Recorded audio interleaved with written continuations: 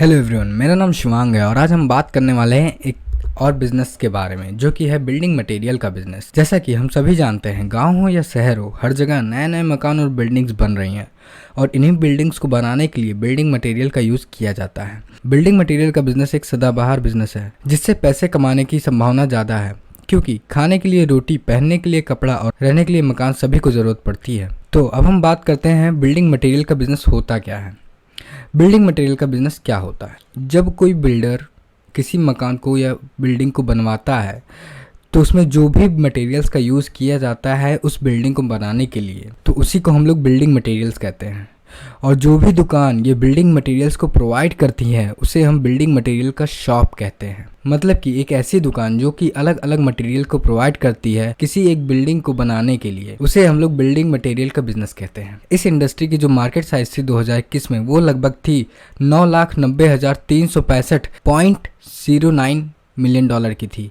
यही बढ़कर 2026 तक 13,57,179.36 मिलियन डॉलर की हो जाएगी 2026 तक। तो इस हिसाब से आप ये अंदाज़ा लगा सकते हैं इस बिज़नेस में कितनी हाई अपॉर्चुनिटी है। तो अगर आप भी इस बिज़नेस को ओपन करना चाहते हैं तो ये वीडियो आपके लिए है। इस वीडियो में हम आपको ये बताएंगे कि आप इस बिज़नेस को कैसे ओपन कर सकते हो। इस बिज़नेस को ओपन करने के लिए आपको कौन कौन से इक्विपमेंट्स की ज़रूरत पड़ेगी, साथ ही साथ इस बिज़नेस में कितना प्रॉफिट होगा और इस बिज़नेस को ओपन करने के लिए कितना इन्वेस्टमेंट करना पड़ेगा और कौन कौन से लाइसेंसेस और रजिस्ट्रेशन रिक्वायर होंगे इस बिज़नेस की ओपन करने के लिए। तो अब हम बात करते हैं बिल्डिंग मटेरियल का बिज़नेस कैसे शुरू करें। सबसे पहले आप अपने बिज़नेस मॉडल को डिसाइड कीजिए। जैसा कि मैं हर एक वीडियो में बताता हूँ, सबसे पहले आप डिसाइड करो बिज़नेस मॉडल कि एक्चुअल में आप किस साइज़ पे अपने बिज़नेस को ओपन करने वाले हो, एक स्मॉल लेवल, मीडियम लेवल या फिर लार्ज लेवल। इतना डिसाइड करने के बाद आप अपने फर्म का ओनरशिप डिसाइड करो कि एक्चुअल में आपके फर्म का ओनरशिप क्या होगा, एक कंपनी है या फिर पार्टनरशिप के थ्रू इस बिज़नेस को ओपन करने चाहते हो। तो मतलब कि आपके फर्म का ओनरशिप क्या होने वाला है, इसको भी आपको डिसाइड करना होगा।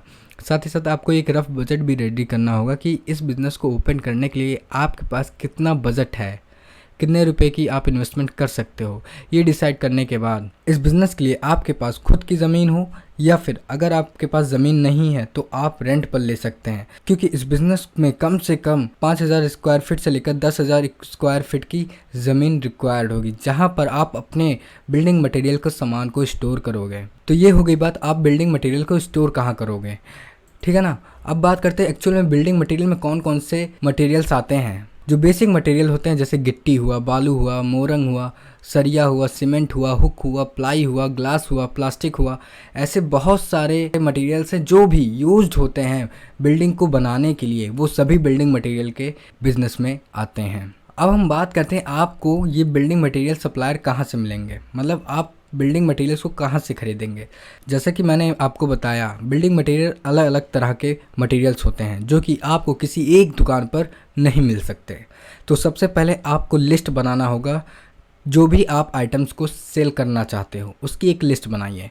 उसको लिस्ट बनाने के बाद आप अपने मार्केट में जाइए और पता लगाइए कि ये प्रोडक्ट कौन कौन सी कंपनी या फिर कौन कौन सी दुकान प्रोवाइड करती है। फिर उन सभी दुकानों से आप कांटेक्ट कीजिए। कांटेक्ट करने के बाद आप उनसे अपने प्रोडक्ट्स की प्राइस को पूछिए। प्राइस पूछने के बाद आप उस प्राइस में कंपैरिजन कीजिए, जहां से भी आपको सस्ता और अच्छा सामान मिले आप वहां से सामान लेना शुरू कर दीजिए।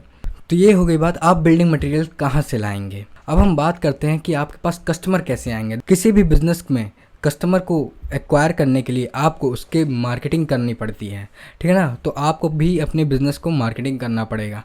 शुरुआत में आप अपने कंपटीटर को एनालाइज करो और उसके प्राइस लिस्ट को चेकआउट करो। एक्चुअल में आपका कंपटीटर किस प्राइस लिस्ट पे अपने कस्टमर को मटेरियल्स प्रोवाइड करता है। जब ये पता रहेगा तो आप उससे थोड़ा सा कम रेट में अपने कस्टमर्स को सामान देने शुरू कर दो, जिससे कि क्या होगा, लोग आपके पास ही ज़्यादा आने शुरू हो जाएंगे। और साथ ही साथ अगर आप इस बिज़नेस को और भी बड़े लेवल पर ले जाना चाहते हो तो आप इस ऑफलाइन सर्विस को भी ऑनलाइन लेके जाएं।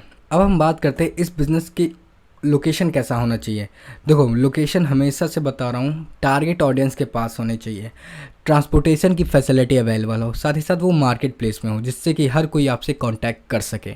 और जिस भी लोकेशन पे आप अपनी ऑफिस खोल रहे हो उसका जो इंफ्रास्ट्रक्चर होना चाहिए वो स्पेशियस होना चाहिए। वहाँ पे वेंटिलेशन की फैसिलिटी अवेलेबल हो, इलेक्ट्रिसिटी सप्लाई अवेलेबल हो, एयर कंडीशनिंग की फैसिलिटी अवेलेबल हो, वाटर की फैसिलिटी अवेलेबल हो। तो ये सब कुछ बेसिक फैसिलिटीज़ है जो कि आपको चेकआउट करने होंगे जब आप अपने इस बिज़नेस के लिए ऑफिस चूज़ करोगे। तो अब हम बात करते हैं इस बिज़नेस को शुरू करने के लिए आपको कौन कौन से रजिस्ट्रेशन कराने होंगे। देखो, अगर आप इस बिज़नेस को बहुत ही बड़े लेवल पर स्टार्ट करने वाले हो तो आपको अपने फर्म के रजिस्टर कराना होगा आरओसी के साथ, चाहे तो सोल प्रोप्राइटरशिप फर्म में, या फिर पार्टनरशिप फर्म में, या फिर लिमिटेड लायबिलिटी पार्टनरशिप फर्म में, या फिर प्राइवेट लिमिटेड कंपनी में, या फिर 1% कंपनी में।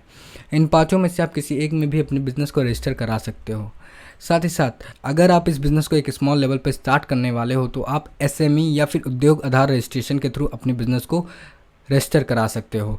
और शॉप एस्टेब्लिशमेंट एक्ट के तहत लाइसेंस लेना होगा, ट्रेड लाइसेंस लेना होगा, जीएसटी कंपलसरी होगा। और कुछ बेसिक डॉक्यूमेंट्स हैं जैसे कि current bank account, pan card, rental agreement, ये सब कुछ बेसिक डॉक्यूमेंट्स हैं जो भी रिक्वायर्ड होंगे इस बिज़नेस को स्टार्ट करने के लिए। तो अब हम बात करते हैं रिक्रूटिंग स्टाफ के बारे में। इस बिज़नेस को मैनेज करने के लिए आपको कम से कम 3 वर्कर की ज़रूरत होगी।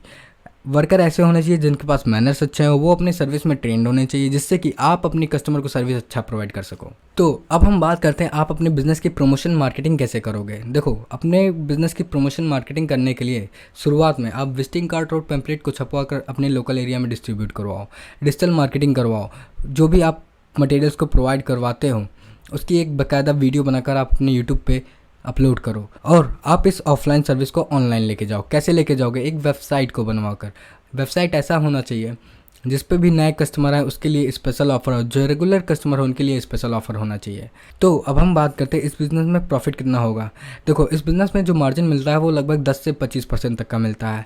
अगर आपका एक महीने में 15 लाख का टर्नओवर है और आप 15% ही प्रॉफिट कमाते हो तो इस हिसाब से आपको एक महीने में लगभग 2,25,000 का प्रॉफिट कमा सकते हैं एक महीने में। तो अब बारी आती है इक्विपमेंट्स के बारे में। इस बिज़नेस को स्टार्ट करने के लिए आपको कौन कौन से इक्विपमेंट्स की ज़रूरत होगी। बिल मशीन, इसके जगह आप बिल बुक का भी यूज़ कर सकते हो। फैंस 6,000, चेयर 3,000, इंटीरियर और एक्सटीरियर को मिलाकर 50,000, इन्वर्टर 25,000। तो टोटल मिला जुलाकर 89,000 मतलब 89,000 का इनिशियल इन्वेस्टमेंट लग सकता है आपको सिर्फ इक्विपमेंट्स में। तो अब हम बात करते हैं इन्वेस्टमेंट रिक्वायर के बारे में। इस बिज़नेस को स्टार्ट करने के लिए कितने रुपए की इन्वेस्टमेंट करना पड़ सकता है। Security deposit 50,000, rent 20,000, digital marketing 10,000, registration licences 10,000, marketing collateral 10,000, equipments 89,000 मतलब 89,000, salary 20,000, electricity bill 5,000, raw material 15 lakh. तो टोटल मिला जुलाकर आपको 17,14,000 का इनिशियल इन्वेस्टमेंट करना पड़ सकता है। अगर आप इस बिज़नेस को एक स्मॉल लेवल पर भी स्टार्ट करना चाहते हो तो कम से कम 8 से 15 लाख तक का इनिशियल इन्वेस्टमेंट करना पड़ेगा। लेकिन अगर आप इस बिज़नेस को एक लार्ज लेवल पर स्टार्ट करना चाहते हो तो आपको 15 से 55 लाख या फिर 50 लाख तक का इनिशियल इन्वेस्टमेंट करना पड़ सकता है। So thank you everyone. अगर आपको ये वीडियो पसंद आता है तो इस वीडियो को लाइक कीजिए। अगर आप हमारे चैनल पर नए हैं तो इस चैनल को सब्सक्राइब कीजिए। सो थैंक यू, धन्यवाद, हैव अ गुड डे।